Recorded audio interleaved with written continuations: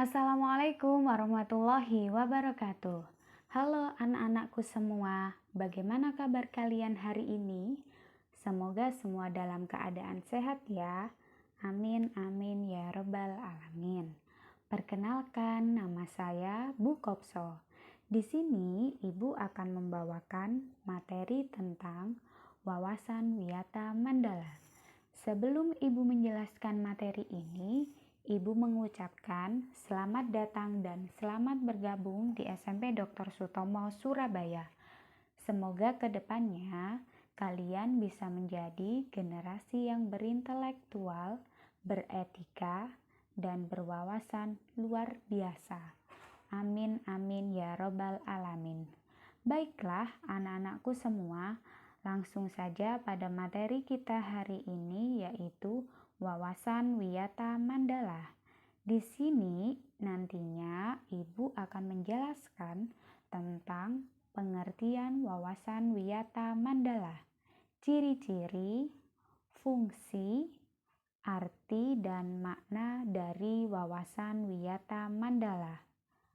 Pada pembahasan kali ini, yang pertama Ibu jelaskan adalah pengertian dari wawasan wiyata Mandala. Wawasan wiyata Mandala di sini memiliki arti yang berbeda-beda. Di antaranya, wawasan sendiri yaitu pandangan atau tinjauan. Wiyata, pengajaran atau pendidikan. Mandala, kawasan atau lingkungan. Jadi, kalau digabungkan, wawasan wiyata Mandala adalah cara memandang sekolah sebagai lingkungan pendidikan dan pembelajaran. Sekolah sebagai pengemban utama misi pendidikan dan hanya digunakan untuk tujuan pendidikan.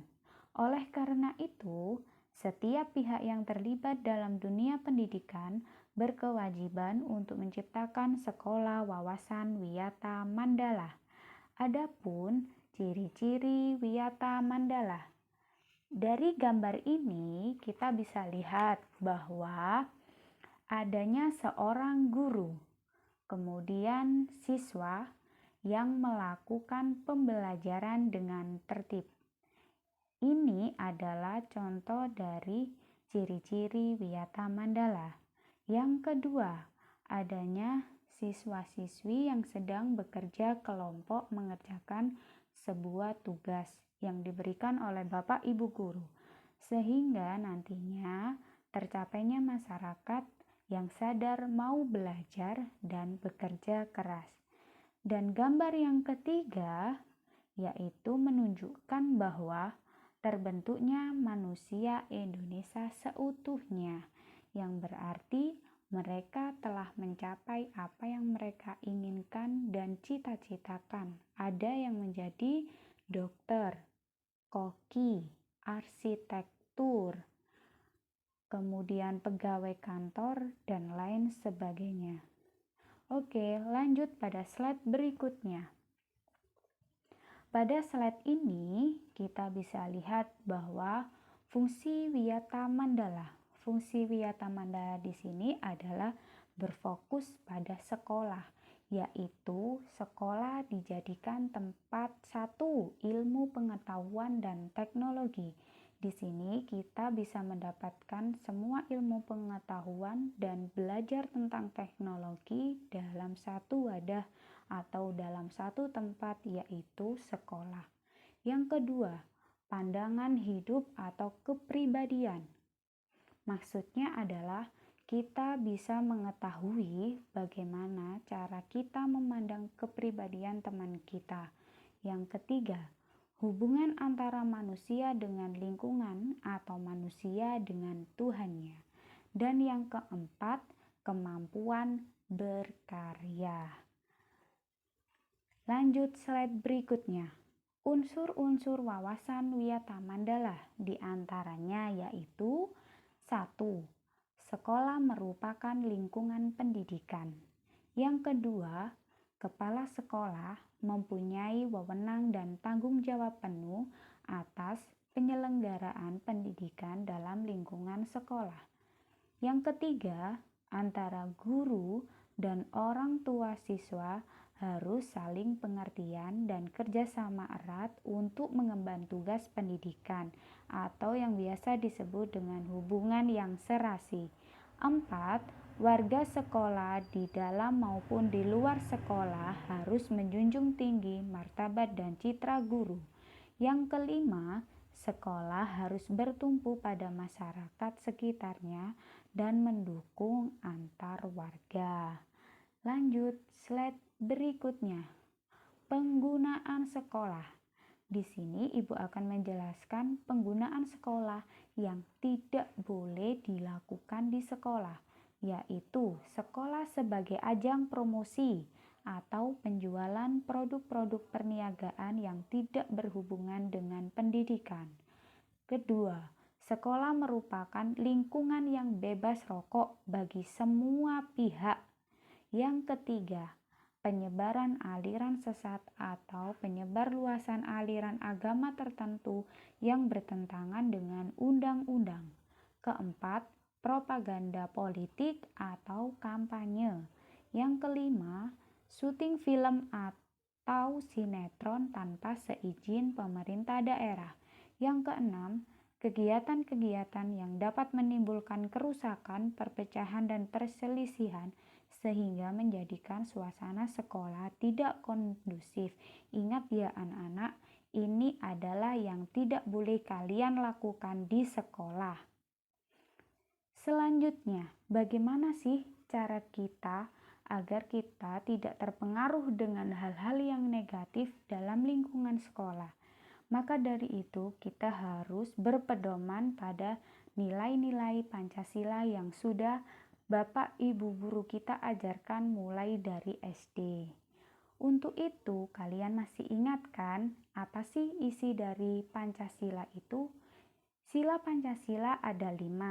Yang sila pertama yaitu ketuhanan yang Maha Esa, dan di setiap sila memiliki pengamalan Pancasila yang berbeda-beda.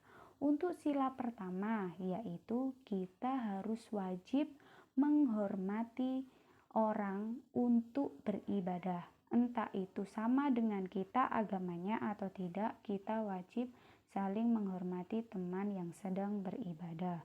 Kemudian, apa saja pengamalan Pancasila sila kedua? Yaitu sebelum lanjut pada contoh pengamalan Pancasila sila kedua, kalian masih ingat kan bunyi Pancasila sila kedua, yaitu kemanusiaan yang adil dan beradab.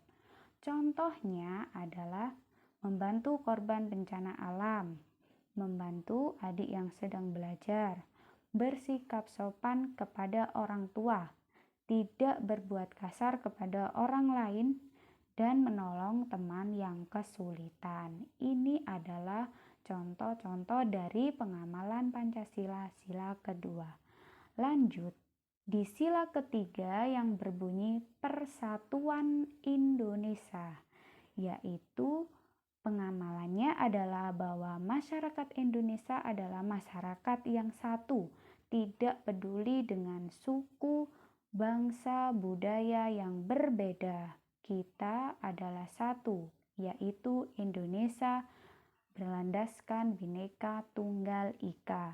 Kemudian, sila keempat Pancasila yang berbunyi kerakyatan yang dipimpin oleh hikmat kebijaksanaan dalam permusyawaratan perwakilan, di mana dari gambar ini kita bisa lihat bahwa setiap masyarakat Indonesia saat melakukan sebuah pendapat atau ingin menentukan satu pendapat harus dilakukan secara voting atau bermusyawarah, yang menunjukkan bahwa sesuai dengan pengamalan Pancasila sila keempat.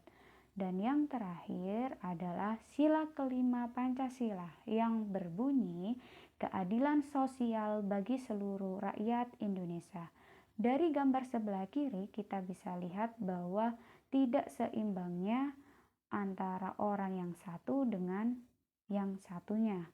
Maka dari itu, ini tidak mencerminkan dari pengamalan Pancasila sila kelima. Dari di gambar nomor kanan sudah menunjukkan bahwa semua masyarakat Indonesia harus mendapatkan keadilan, yaitu keadilan berpendapat, keadilan untuk memperoleh kesehatan, memperoleh pendidikan, semuanya wajib didapatkan oleh seluruh masyarakat Indonesia. Lanjut pada slide berikutnya.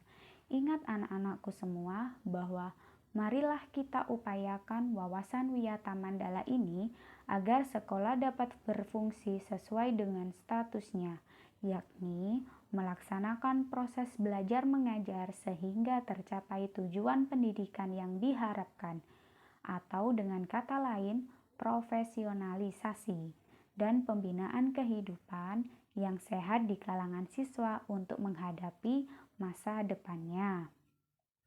Ada beberapa pendapat yang dikatakan oleh beberapa ahli. Salah satunya yaitu Nelson Mandela yang berpendapat bahwa pendidikan adalah senjata paling mematikan di dunia karena dengan pendidikan Anda dapat mengubah dunia.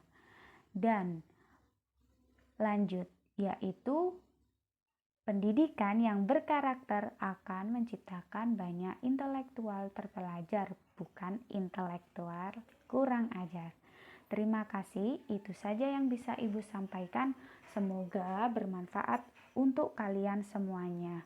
Wassalamualaikum warahmatullahi wabarakatuh. Sampai jumpa anak-anakku sekalian.